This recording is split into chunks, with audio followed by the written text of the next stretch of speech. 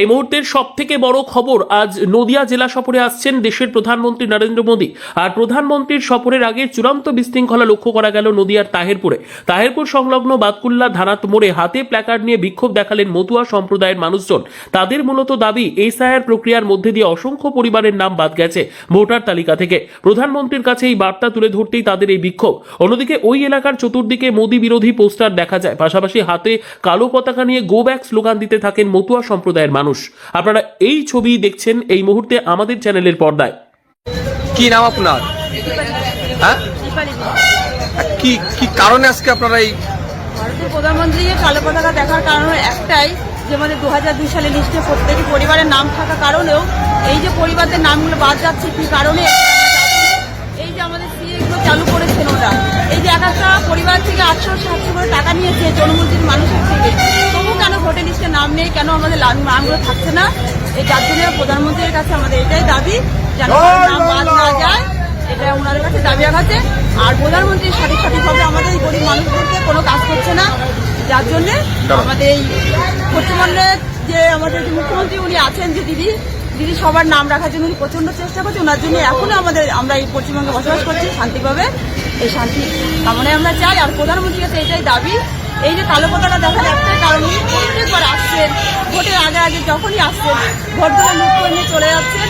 আমাদের পশ্চিমবঙ্গে যে টাকা পয়সাগুলো আছে আধা আছে, এগুলো খরচাপাতি তুলে নিয়ে উনি পালিয়ে যাচ্ছেন। কেন আপনাদের 2002 সালের কোনো ভোটার তালিকার নাম নেই? অবশ্যই লিস্টে নাম আছে, তবু অনেক নাম বাদ চলে যাচ্ছে। কেন যাচ্ছে? এই আমাদের প্রত্যেকের ডকুমেন্ট সঠিক আছে, আমরা পশ্চিমবঙ্গের বাস্তবদারি, তবু আমাদের কেন নামগুলো বাদ যাচ্ছে?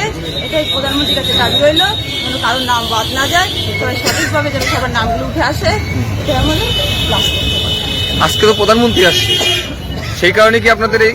হ্যাঁ, প্রধানমন্ত্রীর কাছে আমরা দাবি রাখছি এটাই, যেন কোনো পরিবারের ভোটের থেকে নাম না বাদ যায়।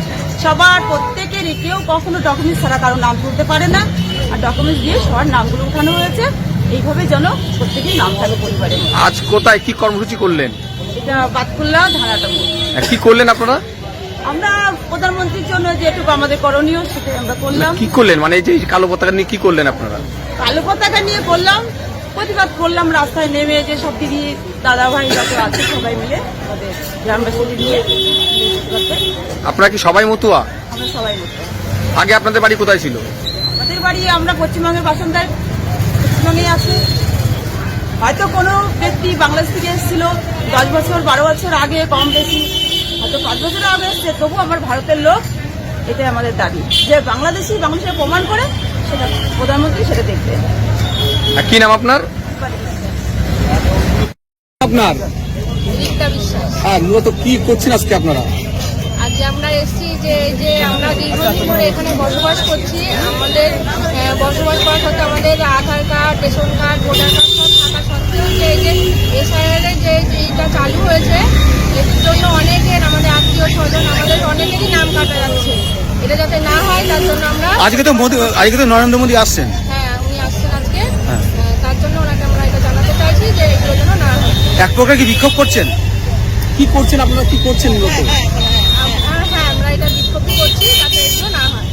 আপনারা তো মতুয়া সম্প্রদায়। হ্যাঁ, আমরা মতুয়া। কি মানে মূলত অভিযোগটা কি, মানে কি সমস্যাটা কি হচ্ছে আপনাদের? এই যে আমরা দীর্ঘদিন এখানে বসবাস করা সত্ত্বেও ওই যে আমাদের আত্মীয় স্বজন, আমাদের অনেকেরই এই যে নাম কাটা যাচ্ছে। আমাদের তো সবই রয়েছে, আধার কার্ড, ভোটার কার্ড সব, তা সত্ত্বেও নাম কাটা যাচ্ছে। তার জন্য আমরা প্রতিবাদ করছি। এমন কতজন নাম কাটাতে জানেন? আমাদের আত্মীয় স্বজন অনেকেরই নাম কাটা। কি নাম আপনার?